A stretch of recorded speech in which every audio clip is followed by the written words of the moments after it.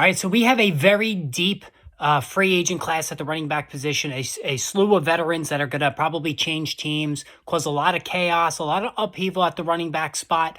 As again, NFL teams continue to devalue the position, looking to skew younger and younger. But how is this going to impact those guys that are going to be free agents? This is the Fantasy Sports Boss. Make sure you hit that subscribe button. Free agent running back preview. I want to talk about today because, like I said, there are a lot of name running backs, guys looking for that second contract that are out there, that are going to be out there in free agency. And like I said, and a lot of them are repeaters from last season. You know, Saquon Barkley, Josh Jacobs, Tony Pollard all got franchise tag last year, did not get new deals. And listen, this is old news. We're talking about something, a trend at the running back position that started, began, taking place a number of years ago. And that's that NFL teams do not want to re-sign running backs, right? They draft a running back and then they get 4 or 5 years out of him, depending on if there's any option year or whatnot. And then they move on. Most teams believe, and the evidence is starting to back this up, that a running back has 5 good years before things start going off the rails, right? We talk about the age 27, even the age 26, if it's a very high mileage back early on, a la Eddie George, maybe Jonathan Taylor, the erosion will come a little earlier. But 27 and especially 28, 29 when things really run into trouble. And a lot of these running backs on this free agent list are either at that number or just below it. But again, NFL teams would rather draft a guy than spend big bucks on one. I mean, second free agent deals, or rather second contracts for veteran running backs have not gone well in the NFL over the years. But then again, you have multiple free agent late round running backs. I mean, hell, Terrell Davis, right? More recently, Arian Foster, guys that come out of nowhere and put up huge numbers, right? So that's the backdrop for it. So what I will say here is, since there's so many free agent veteran running backs available, I think whichever guy grabs that first contract, it's imperative they grab that first offer, rather. So if you're Saquon Barkley, who's a free agent, he gets a 2-year offer from somebody, he's going to have to take that, because if not, that team will go out and just, maybe sign Tony Pollard, sign Josh Jacobs, sign Austin Eckler, right? So it's flooded with backs. So already the position's devalued. And now with so many guys heading toward free agency, that there's just many to choose from, so teams are not going to pony up. And Saquon Barkley is the number one guy, right? I don't think he's coming back to the New York Giants. I think that ship has sailed. There was a lot of acrimony on the contract situation. Of course, they franchise tagged him. Barkley wasn't happy about that. He's been the good soldier. I know he's missed a lot of time with injury in his career, and he really hasn't panned out as that number 2 overall generational best running back prospect since, enter your name here, player. He's forever chasing that rookie season, which was just out of this world. Like, his rookie season was so scary good that it looked like he was worth that number 2 overall pick, but it has been really hasn't come close to that since. Of course, he's missed significant time with injury in 3 of the subsequent seasons.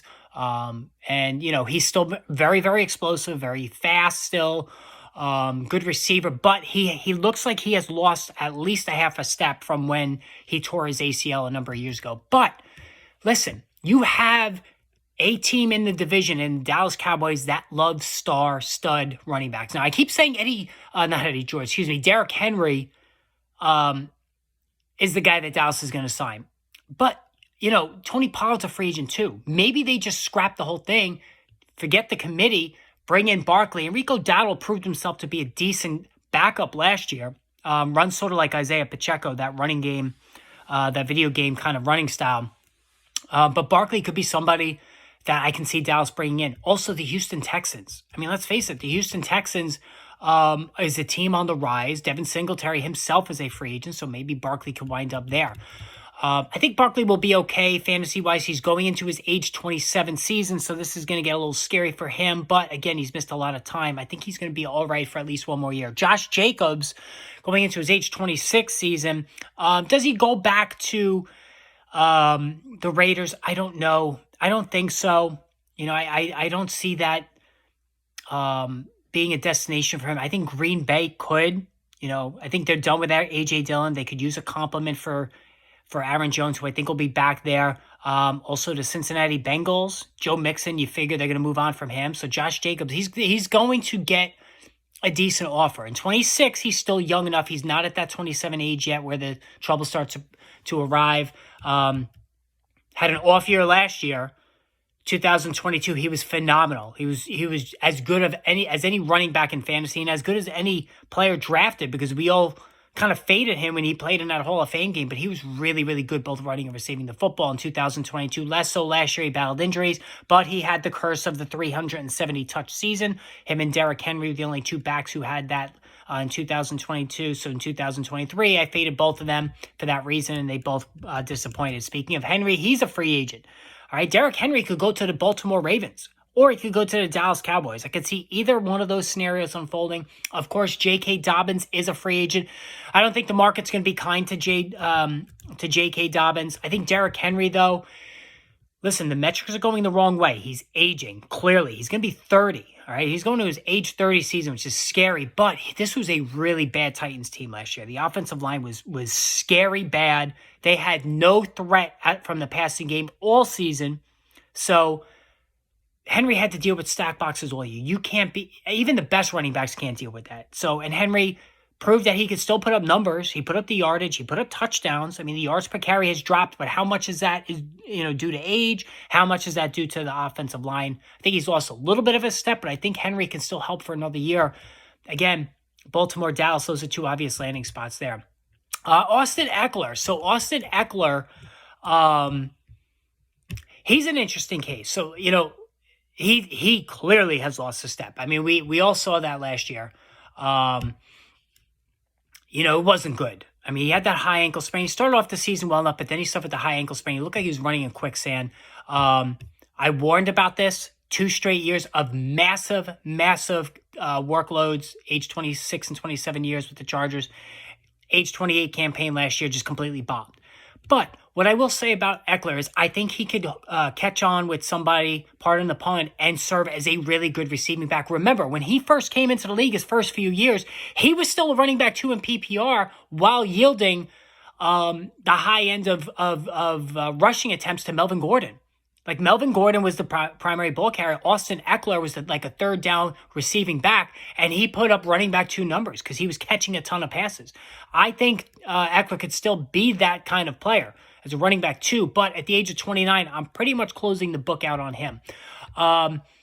Devin Singletary had a nice second half of the season for the Texans, but he's more of a complimentary guy. I think J.K. Dobbins, same thing.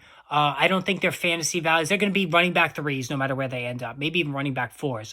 Clyde Edwards-Helaire, does somebody give him another chance? He's a guy, his first 2 or 3 games in the NFL were his best work when he was drafted by the Chiefs in the first round. But then it went completely downhill from there. He allowed Isaiah Pacheco to overtake him.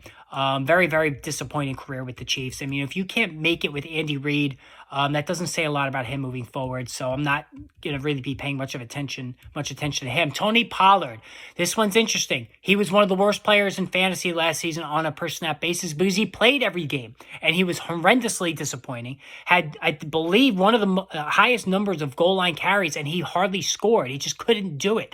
I think being the primary guy just didn't work for him physically. He couldn't handle it. He was at his best with Ezekiel Elliott in tandem in 2022 because he was spelled, was able to catch his breath. He's more of a smaller scat back kind of player. And I think, if he ends up in a Baltimore, I can't see him going back to Dallas. If he goes to Baltimore, if he goes to Minnesota Vikings could use him.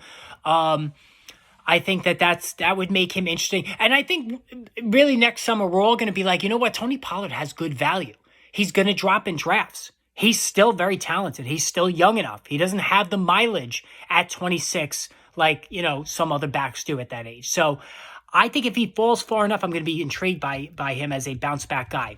All right, DeAndre Swift. That's the last guy that I would say has, interesting potential value going forward. The matchup with the Eagles, it worked for him because it got his career back on track after a string of disappointments with Detroit.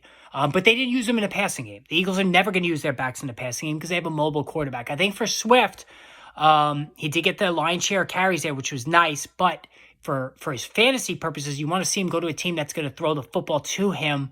So that bears watching there. But I'm keeping it open. I'm definitely keeping it open on DeAndre Swift if he lands in a PPR friendly environment, because I think he can still be very good there. All right, guys, let me know what you think in the comment section. Post your thoughts there. You have Antonio Gibson's a free agent. He can work as a receiving back somewhere. Cam Akers, I don't think anybody's going to really bother there. But let me know who you like in free agency. Who do you like best in free agency? Post in the comments, and more videos will come soon. Stay tuned.